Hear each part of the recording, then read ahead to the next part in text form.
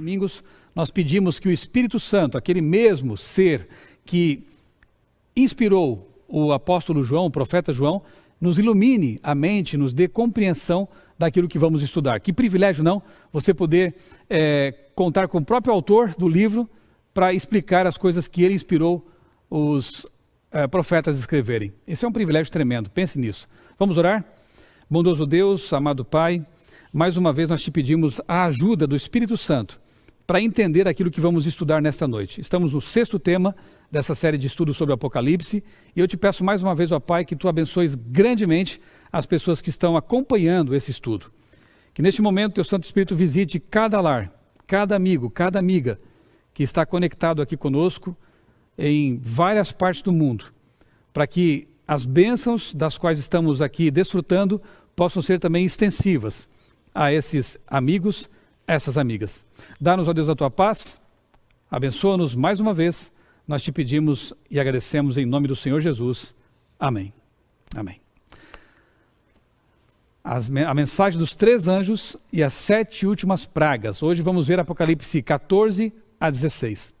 Nós, na última lição aqui, no último estudo, analisamos rapidamente ali os 144 mil salvos e em seguida vimos a mensagem que esses salvos pregaram antes de ir para o céu com o Senhor. João ali fez um flashback, como é algo muito comum no Apocalipse, já vimos isso. Ele avança na história, depois retrocede, não é um livro linear. Isso é importante saber, eu já falei isso e eu estou aqui repetindo para que fique bem claro. O Apocalipse ele tem muitos momentos em que ele faz esse avanço para o futuro, volta para o presente, vai lá para trás no passado, são esses flashbacks. Aqui no capítulo 14 acontece exatamente isso. Nós vemos no capítulo 12 aquelas 4 batalhas. A batalha no céu, a batalha contra Cristo, a batalha contra o povo de Deus e a batalha contra o povo de Deus no tempo do fim. No capítulo 13, nós vemos uma ampliação dessa 4ª batalha. E aí as bestas que perseguem o povo de Deus nos últimos dias. O povo que vai ser selado com o selo de Deus contra aqueles que recebem a marca da besta. E aí no capítulo 14, João dá aquele tom de esperança ao dizer, eles passaram por essa provação, passaram por essas batalhas, passaram por essas crises, mas estão aqui agora na eternidade, são salvos. E depois, no verso 6, ele retrocede no tempo e mostra para nós, os leitores, qual foi a mensagem especial que esse povo especial pregou enquanto esteve aqui na terra. É o que veremos essa noite. São essas 3 mensagens especiais, as 3 mensagens angélicas, que esse povo proclama. E eu não sei quanto a você, mas eu quero fazer parte desse povo, como eu disse na última noite, e também quero pregar essa mensagem especial com a capacitação do Espírito Santo. Mas para pregar você tem que conhecer. Não adianta a gente correr sem ter uma mensagem. Nós temos que correr com a mensagem e proclamá-la ao mundo. Então vejamos aqui em Apocalipse 14, os versos 6 e 7. Você já pegou sua Bíblia? Vai lá, eu espero um pouquinho. Você pode aí acessar no seu celular, você pode usar o seu tablet, ou então a Bíblia física. Abra lá em Apocalipse capítulo 14, e eu vou ler de início aqui os 2 versos, 6 e 7. Olha que texto interessante.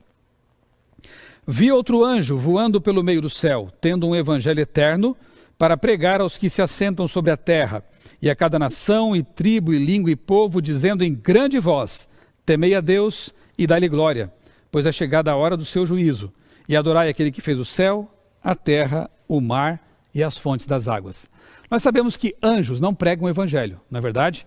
A comissão foi dada a seres humanos, quando Jesus disse para os discípulos, ide por todo o mundo e pregai o evangelho a toda criatura. A palavra ângelos, aqui no Apocalipse, em toda a Bíblia, na verdade, quando você lê essa palavra ângelos, ela tem o significado primário de mensageiro. Tanto é que João Batista é chamado de anjo. Jesus também é chamado de anjo. E os anjos são anjos, obviamente. Então, aqueles que são portadores de uma mensagem são anjos de Deus. Você pode ser um anjo, eu posso ser um anjo. E somos anjos quando estamos levando uma mensagem de Deus às pessoas. Aqui nós encontramos um anjo voando pelo meio do céu, ou seja, é uma mensagem que é proclamada com poder, por todo o mundo, com rapidez. Anunciando que mensagem? Um evangelho eterno, ou seja, um evangelho que não muda, um evangelho imutável, aquela mensagem que Deus entregou no começo, de Éfeso, do cavalo branco, pura, é a mensagem que temos que pregar hoje também, porque o evangelho não muda. As verdades eternas são eternas. Então eles pregam esse evangelho. E evangelho é símbolo de graça, de justificação, de salvação. Portanto, a mensagem mais importante e essencial dessas 3 mensagens, aquilo que fica lá no âmago, é a justificação pela fé. É a salvação em Cristo. Porque não adianta eu saber profecias, não adianta eu saber outras coisas mais, se eu não tiver aceitado a graça salvadora, se eu não tiver a certeza da salvação para mim. Então a mensagem começa com salvação. Depois vem o temor, temer a Deus e dar-lhe glória. Isso quer dizer respeito, obediência. Deus não é o cara lá de cima, não, Ele é o Criador do universo. Ele é seu amigo, mas Ele é o Rei. Então nós temos que nos aproximar de Deus como nosso amigo, como nosso Pai, mas com respeito, com reverência. O convite que esses mensageiros fazem é para que as pessoas voltem a respeitar a Deus, voltem a saber que Ele é o Criador do universo, tanto é que é dito lá, né? Porque Ele fez os céus, a terra, o mar e as fontes das águas. Fala de um tempo de juízo, é vinda a hora do seu juízo. Se esse juízo acontece antes da volta de Cristo, portanto é um juízo pré-advento. Enquanto o evangelho eterno é pregado no mundo, enquanto essa mensagem é pregada, o juízo está se processando. É um juízo pré-advento. Tem mais. Jesus vem para dar o galardão quando o juízo termina. Então eles pregam sobre esse juízo, eles pregam sobre esse processo, né, que na Bíblia é apresentado em 3 etapas. Há um juízo pré-advento, um juízo durante o milênio, veremos isso na última noite, não perca, o juízo durante o milênio e o juízo final de execução mesmo, quando Satanás, as bestas, o mal, o pecado, enfim, serão destruídos. Então o juízo se compõe de 3 etapas, o juízo de Deus. Essa etapa aqui é pré-advento, porque a pregação está acontecendo, pessoas estão se decidindo. E uma coisa que fica muito clara em Apocalipse 22, 11, 1 Tessalonicenses 4, 16, 17, é que não haverá segunda chance. Não caia nessa mentira satânica. Alguns filmes, algumas séries, alguns livros tentam fazer as pessoas acreditar que haverá uma segunda chance após a volta de Jesus. Infelizmente isso é diabólico. A Bíblia diz claramente, hoje é o dia da salvação. Lá em Coríntios. Então nós temos que aproveitar esse momento. Não haverá segunda chance, não. Nós vamos estudar ainda sobre o milênio bíblico. Satanás ficará preso aqui na terra, não haverá ser humano mais aqui durante esse tempo de 1000 anos. Mas as ideias que rolam por aí, esses dogmas, essas heresias mesmo, dizem que um grupo é levado de forma secreta para o céu. É um arrebatamento secreto. Um grupo fica para trás, são os left behind, os deixados para trás. E esse grupo que fica para trás teria uma segunda chance. Então muita gente baixa a guarda e fica assim pensando, ora, eu vou aproveitar esse mundão e na segunda chance eu me preparo para a volta de Jesus. Isso não é justo. Isso é brincar com a salvação. Isso é postergar uma coisa que tem que ser feita hoje. E isso também é um tipo de ingratidão com o nosso Deus.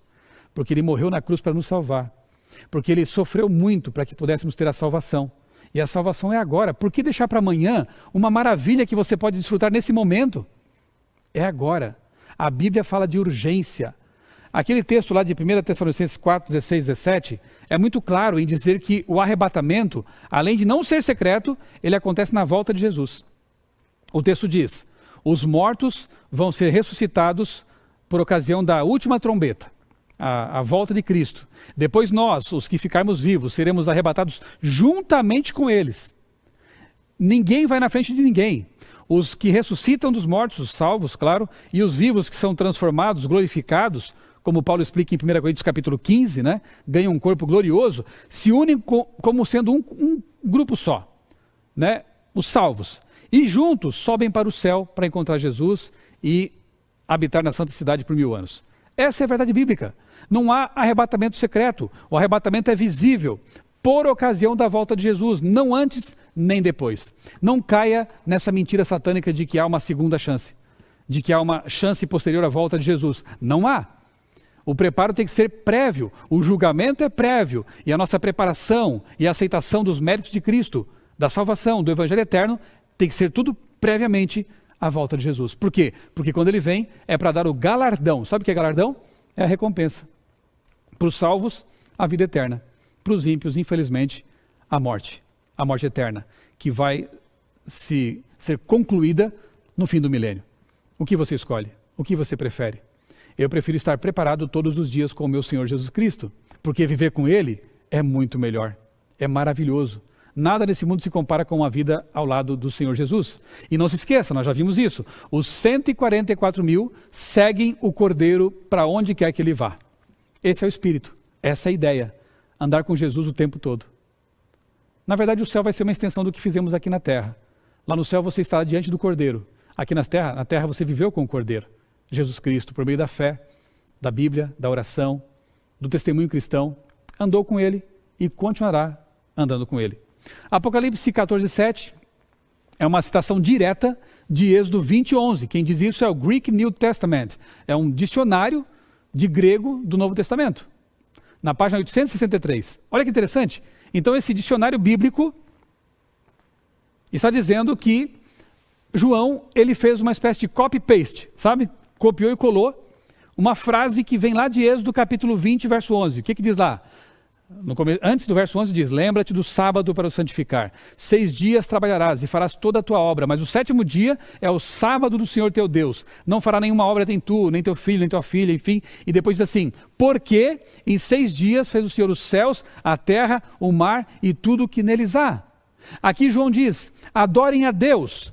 Que Deus? Aquele que fez os céus, a terra, o mar e as fontes das águas. Fontes das águas até faz uma referência ao dilúvio. O Deus que criou a vida na terra. O Deus que trouxe um dilúvio para fazer uma limpeza, uma segunda chance, um reset neste mundo. Esse é o Deus que tem que ser adorado. Portanto, aqui nós encontramos um texto que é eminentemente criacionista. Faz parte das 3 mensagens angélicas a pregação criacionista, de que há um Deus poderoso, todo-poderoso, um Deus que salva, mas também que vai intervir, que vai trazer juízos, que vai recriar o mundo. E ele vai recriar porque ele já criou uma vez.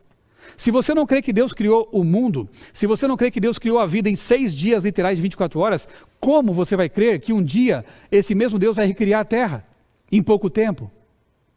Então, Gênesis se conecta com Apocalipse.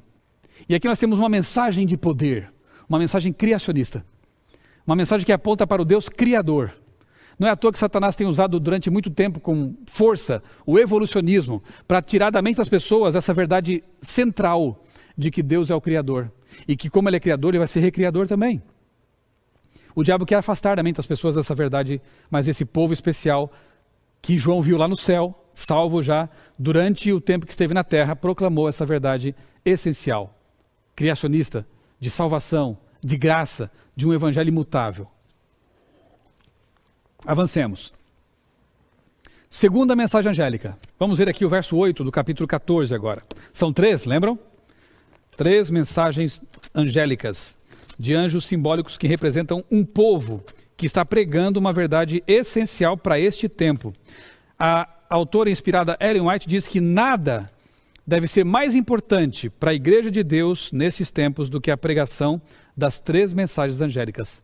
A igreja tem várias frentes de atuação. Deve cuidar dos pobres, deve cuidar dos oprimidos, deve fazer campanhas como Quebrando Silêncio, doação de cestas básicas. Tudo isso faz parte do pacote de ações que nós recebemos como incumbência do Senhor Jesus. Porque ele pede, especialmente em Mateus 25, que nós façamos essas obras. Porém, elas não devem ser um substituto para a coisa mais importante que deve nos ocupar. Senão a igreja vira apenas uma espécie de cruz vermelha, de agência humanitária. Nós somos muito mais que isso. A igreja deve proclamar as mensagens essenciais para esse tempo. É como diz lá o livro Beneficência Social, de Ellen White. Jesus, ele se misturava com as pessoas. Ele conquistava a amizade delas, conquistava o coração das pessoas. Ele alimentava as pessoas. Ele ensinava, ele curava. E depois dizia, segue-me. Tem muita gente esquecendo do segue-me. Muita gente fazendo a primeira parte, que é bonita, que é importante, que parte de um coração simplesmente porque ele ama. Um coração que ama vai fazer o bem. Mas se nós só fizermos essa parte e esquecermos do segue-me, isso não é pregação do Evangelho. O segue-me é entregar a vida a Jesus e compreender a mensagem dele para nós. Bem, capítulo 14, verso 8, diz assim, a segunda mensagem angélica. Seguiu-se outro anjo, o segundo, dizendo, caiu, caiu, olha a ênfase, caiu, caiu, a grande Babilônia, que tem dado a beber a todas as nações do vinho da fúria da sua prostituição. Nós vamos ainda estudar nessa série com mais detalhes quem é essa Babilônia mística, essa Babilônia simbólica. Mas uma coisa que fica clara aqui, desde a Torre de Babel, Babilônia tem sido caracterizada pela arrogância, rebelião contra Deus. Queriam subir ao mais alto céu, desafiaram a palavra de Deus. A expressão a grande Babilônia ecoa a arrogância de Nabucodonosor, lá em Daniel 4. Esta é a grande Babilônia que eu fiz para minha glória. Babilônia se exalta, se orgulha. Apocalipse 17 retrata a Babilônia do tempo do fim como uma meretriz, uma prostituta que embriaga todas as nações com o vinho. Esse vinho representa doutrinas corrompidas, representa paganismo, representa mentiras, dogmas. Essa grande prostituta, ela embebeda as pessoas, elas ficam inebriadas, ficam obscurecidas com essas mentiras, e só pelo poder do Espírito Santo, eu espero que ele esteja fazendo isso neste momento, só pelo poder do Espírito, esse torpor pode ser eliminado e os pensamentos ficarem claros. Babilônia quer enganar, quer iludir, quer embebedar. Deus quer libertar, quer dar mente pura, limpa, correta, com base nas doutrinas da Bíblia.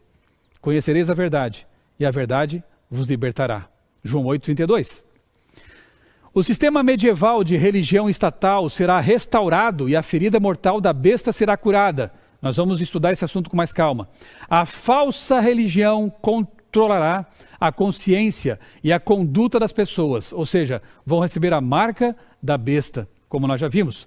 A repetição da palavra caiu, caiu, caiu, destaca que Babilônia, sem dúvida, chegará ao fim, o que é retratado em Apocalipse capítulo 18, nós vamos ver ainda esse assunto mais adiante. Terceira mensagem angélica, versos 9 a 11, acompanhe a leitura. Seguiu-se a este outro anjo, o terceiro, dizendo com grande voz: se alguém adora a besta e a sua imagem, e recebe a sua marca na fronte ou na mão, também esse beberá do vinho da cólera de Deus, preparado sem mistura, do cálice da sua ira, e será atormentado com fogo e enxofre diante dos santos anjos e na presença do Cordeiro. 11.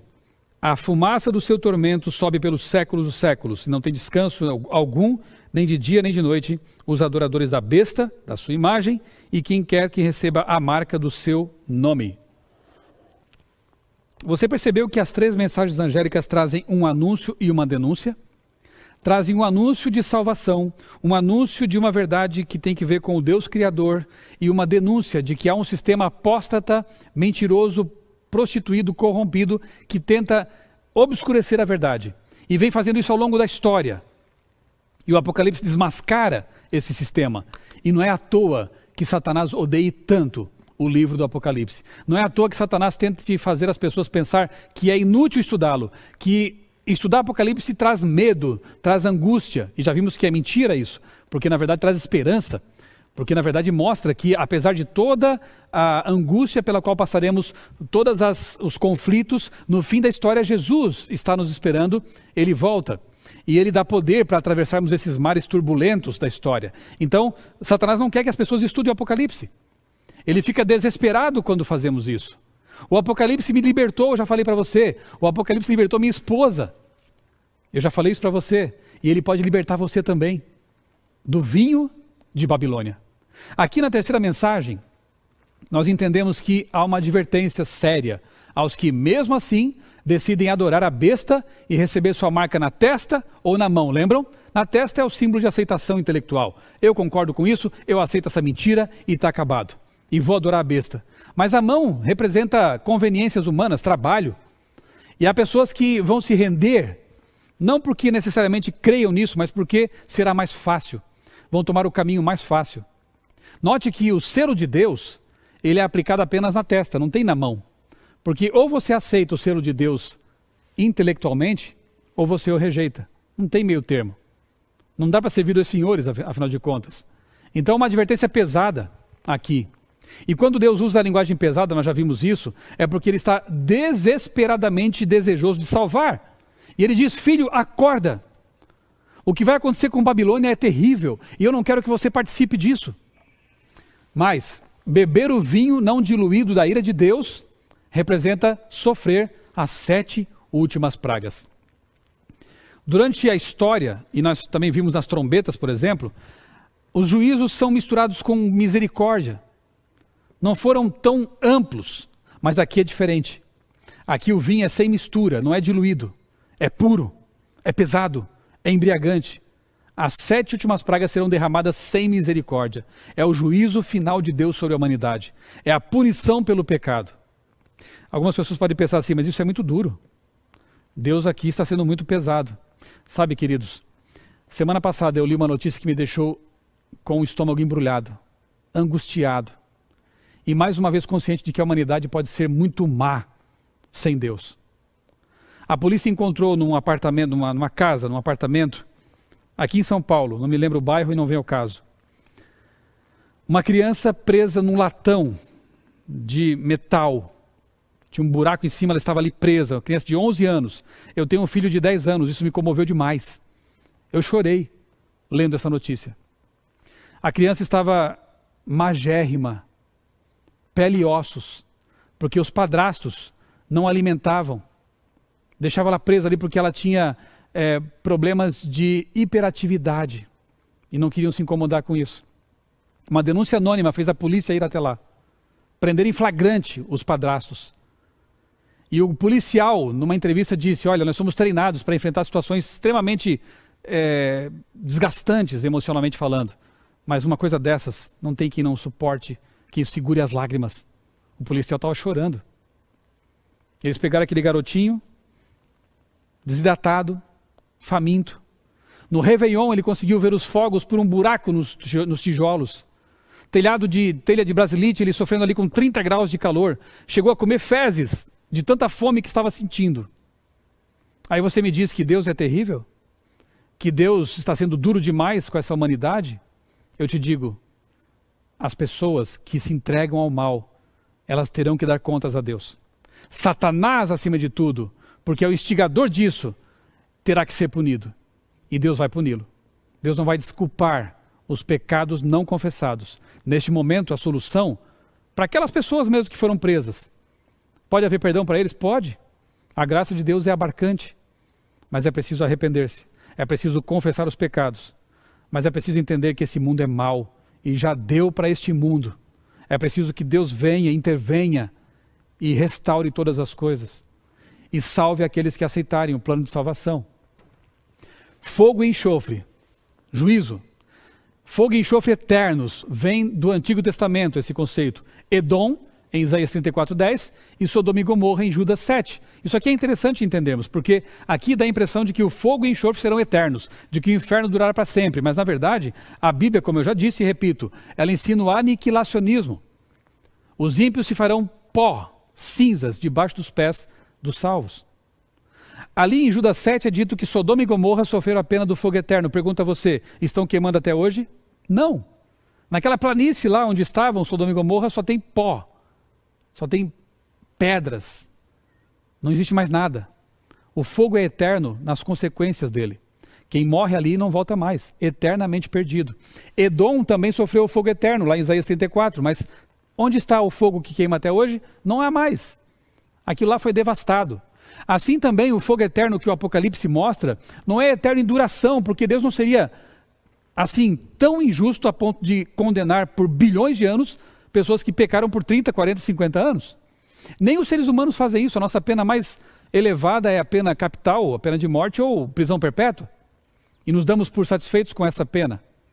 Deus vai condenar por bilhões e bilhões de anos pessoas no inferno a arder eternamente? Não faz sentido, não se ajusta com o caráter de Deus. Essa ideia é pagã também. Essa ideia do Tártaros, do inferno de fogo eterno. É eterno nas consequências, não na duração.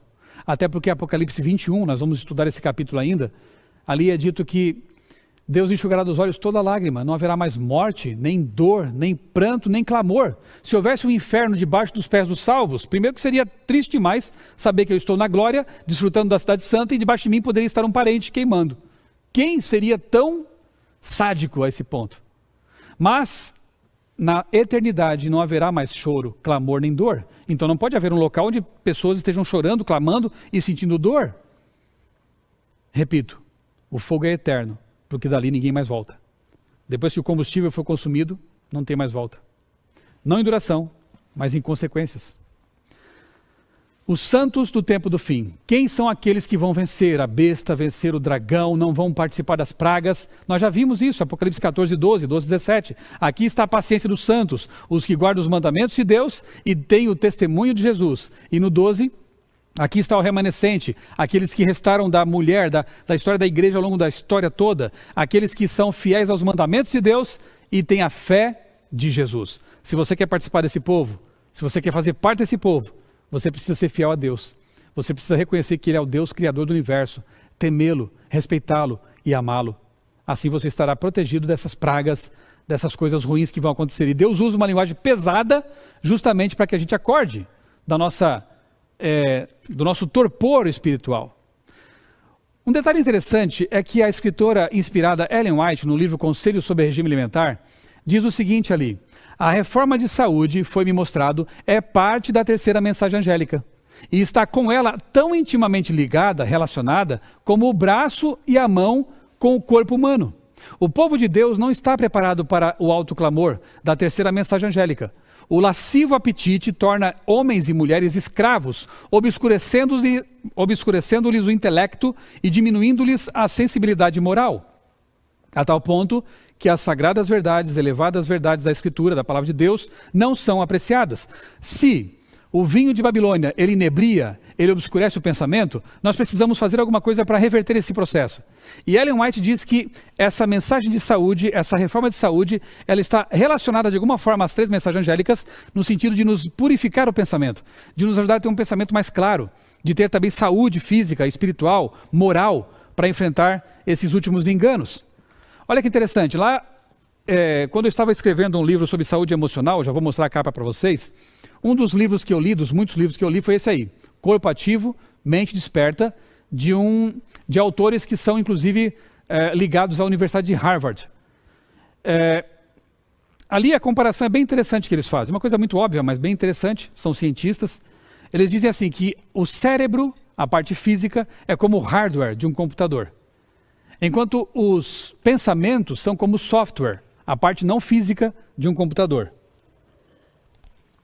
Se o hardware estiver estragado, enferrujado, danificado, os softwares não vão rodar bem nesse computador. De igual maneira, se o nosso corpo e o nosso cérebro, a parte física, o hardware, estiverem danificados por hábitos intemperantes, por hábitos nocivos de saúde, os pensamentos não vão funcionar muito bem. O lóbulo pré-frontal, essa antena que nos conecta com o céu, estará meio turvo. E aí vai ser mais fácil para Satanás nos enganar com o vinho de Babilônia. Por isso que Deus, em sua infinita bondade, nos adverte de que nós precisamos buscar ter saúde física, mental e espiritual para enfrentar esse momento difícil. Ter uma mente mais clara. Deixa eu contar uma experiência que aconteceu comigo, vou contar rapidamente aqui, um tempo atrás. Eu, desde que me tornei adventista, sempre procurei cuidar da saúde física. Mas havia um detalhe que eu estava negligenciando fazia anos: exercício físico. Eu pensava que ia ficar jovem para sempre, ia enfrentar a falta de exercícios, né? E que isso ia ser tranquilo na minha vida. Eu já tinha mudado a minha dieta alimentar, já tinha parado de comer alimentos imundos, como a Bíblia ensina que façamos, já tinha abandonado o consumo de bebida alcoólica, que nos obscurece o pensamento, destrói o nosso organismo. O metabolismo do álcool é cancerígeno, isso está provado e publicado na revista Lancet, por exemplo. Então hoje, falar disso é chover no molhado. Mas a Bíblia já falava disso há muito tempo, né? Abandona essas coisas que são intemperantes e que fazem mal. Eu achava que pela mudança que eu tinha feito já na minha dieta, estava tudo muito bom. Mas de repente eu comecei a ter uns pensamentos negativos. Comecei a me sentir desanimado. Até o meu trabalho, que me dá tanto prazer, eu ia para lá me arrastando. Triste, desanimado. Até que eu fiz uma consulta médica mais detalhada, com vários exames, e a médica falou assim: você precisa de exercício físico. Eu, que era editor da revista Vida e Saúde, tive que ouvir isso de uma médica. Você precisa de exercício físico. Esse é o teu problema. E eu entendi que era verdade. Mas eu me justificava e dizia: Senhor, quando que eu vou fazer exercício físico? Eu já acordo bem cedinho para fazer a leitura da Bíblia todos os dias, para fazer meu culto. À noite eu chego em casa do trabalho, eu quero ficar com a minha família, não gosto de ir para academia. O que eu faço? Não gosto de esportes? E Deus falou assim para mim um dia: você pode caminhar de manhã bem cedo e enquanto caminha conversar comigo, orar. E eu pensei: agora não tem mais desculpa, porque dá para fazer isso mesmo. Era uma manhã de junho, bem fria. Eu levantei cedinho, 5 da manhã. Coloquei o único par de tênis que eu tinha, porque eu não precisava de mais. Coloquei uma bermuda e fui para a rua caminhar. Dei uma volta no quarteirão. 1 quilômetro talvez até menos. Cheguei em casa cansado, dor nas pernas. Para subir a escada que dá acesso à minha sala, ao meu escritório, foi uma luta. Mas eu perseverei. Deus estava mandando e eu queria ser fiel. No outro dia eu fui de novo, e de novo, e de novo. Comecei a correr, pedalar, praticar exercício funcional. E hoje, graças a Deus, já faz tempo, não tenho mais aqueles pensamentos negativos, a mente ficou clara e posso pregar, graças a Deus, por horas sem sentir esse peso, porque Deus me deu saúde. Porque Deus me mostrou que realmente a mensagem de saúde é o braço das 3 mensagens angélicas para abrir o entendimento e nos dar condições de saúde para fazer a vontade de Deus. Eu te convido a fazer a decisão também, a tomar a decisão também de mudar a sua vida, de atender ao conselho que nos vem lá de 1 João verso 2, 3 João verso 2. Ali é dito que Deus fala assim: amado, desejo que tudo te vá bem e que assim como o bem vai à tua alma, você também tenha saúde. Deus, Ele quer que nós tenhamos saúde. E na sua palavra Ele nos deu assim algo que é chamado de 8 remédios naturais. Eu diria que são 8 dicas do fabricante, o nosso Deus Criador. Água, beba bastante água. Luz solar, se exponha ao sol da forma correta. Procure informações. Ar puro, respire. Exercício físico, descanso apropriado. Nós temos o sábado. Durma bem. Dieta saudável, procure alimentar-se da forma mais saudável possível, natural possível.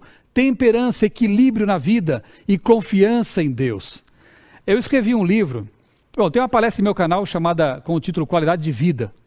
Vá lá no Michelson Borges, no canal Michelson Borges, coloque lá no buscador Qualidade de Vida, você vai encontrar uma palestra em que eu detalho esse assunto sobre saúde. E o livro, que está disponível gratuitamente na internet, ali está o link para você acessar, o poderdesperança.com.br. Nesse livro, que eu escrevi juntamente com um psicólogo cristão, O Poder da Esperança, nós falamos sobre como ter saúde emocional, saúde mental. E ali também expomos, os 8 remédios naturais. Por favor, vá atrás desse assunto, se informe para você ter uma mente clara, uma qualidade de vida e condições de suportar os enganos dos últimos dias. Bem, e as 7 últimas pragas? Apocalipse capítulos 15 e 16.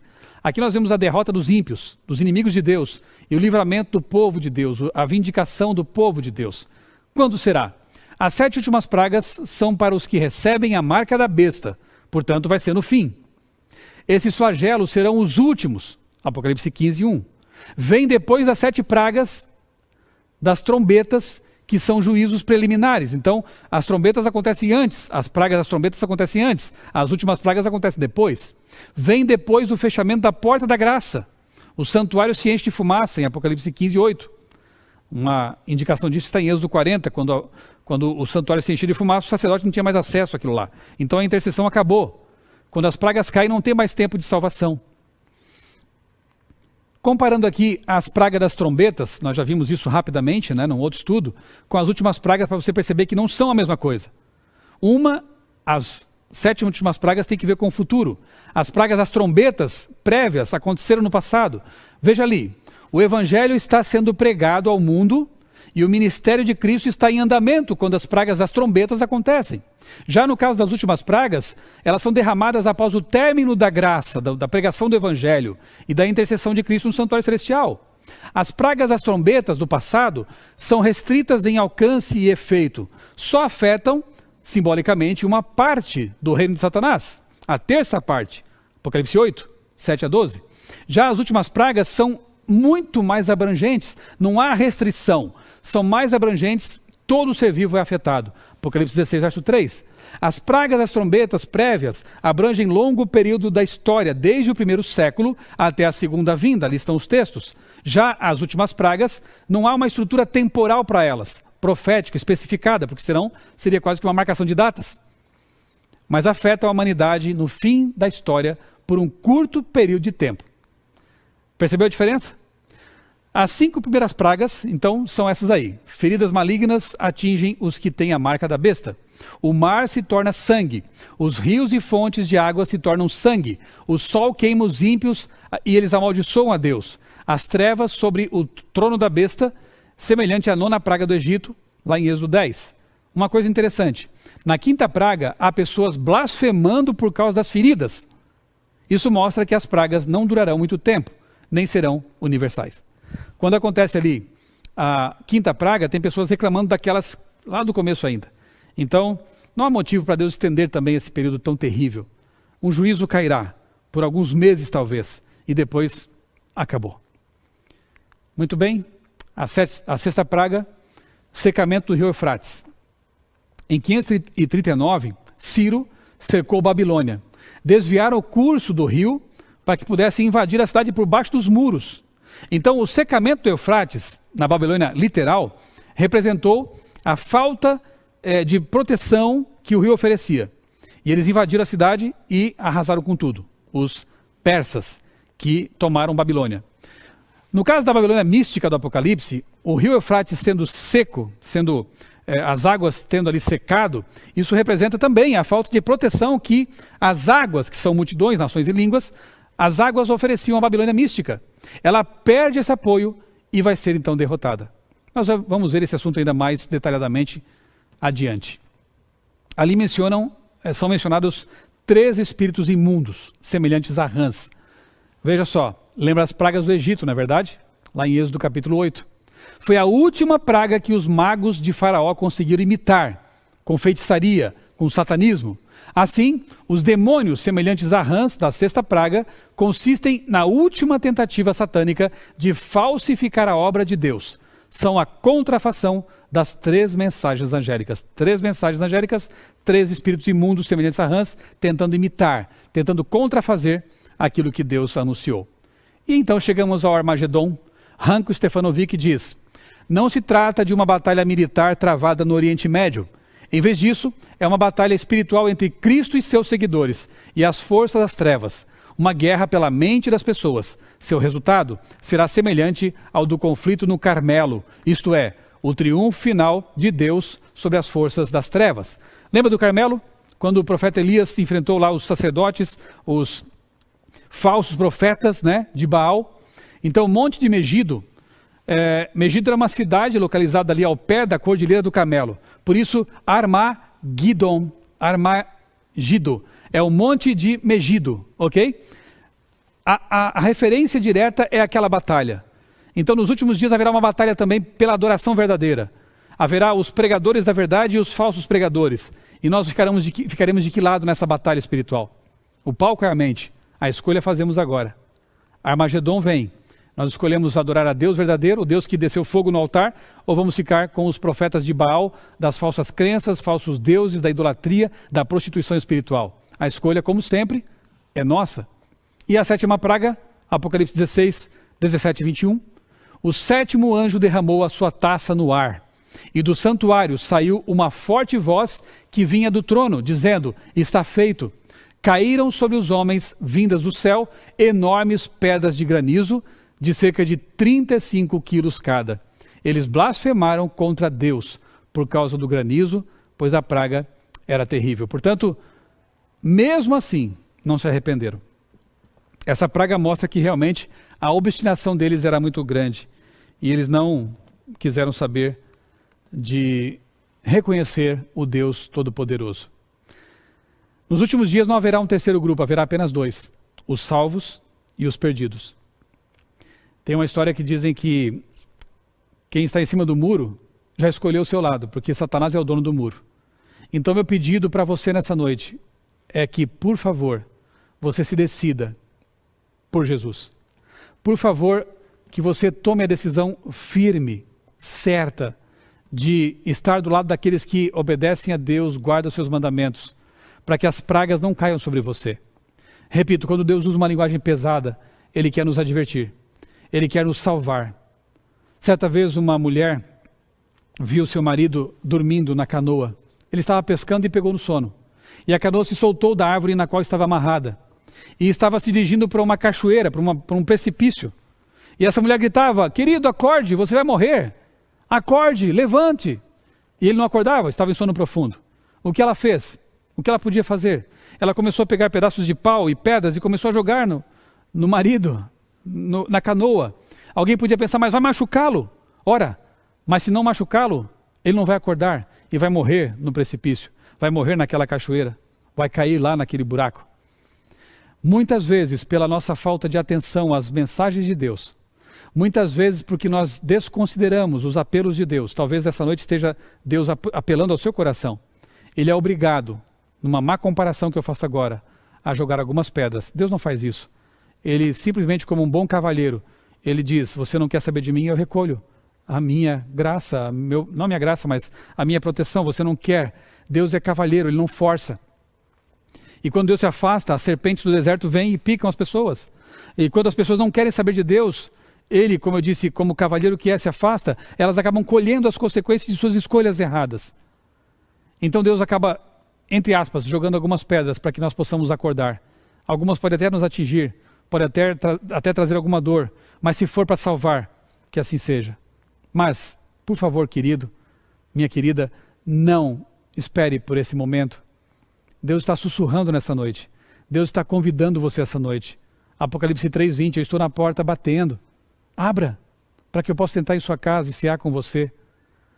Haverá coisas terríveis nesse mundo, sim, até o fim. Mas a promessa de Deus é que Ele estará com o seu povo. Ele vai proteger o seu povo. O povo de Deus não vai passar pelas pragas, não vai sofrer pragas. Enquanto alguns abrirão a torneira e sairá sangue como de morto, o povo de Deus abre a torneira e sai água. Ele quer proteger você. Ele quer guardar você. E você pode aceitar esse convite de Deus? Aceite.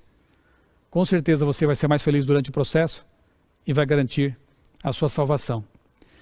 Que você possa ter compreendido essas 3 mensagens angélicas e entendido que elas significam graça e restauração. Que elas significam um convite à adoração ao Deus verdadeiro. Nós vamos orar a esse Deus nesse momento. Feche os olhos. Pai eterno, muito obrigado porque na Tua palavra encontramos advertências. Encontramos um convite especial que vem de Ti. E nós te pedimos a Deus que nós tomemos, nos ajudes a tomar a decisão certa. Que nós possamos realmente fazer parte desse povo que está aguardando e pregando essas mensagens especiais para o mundo.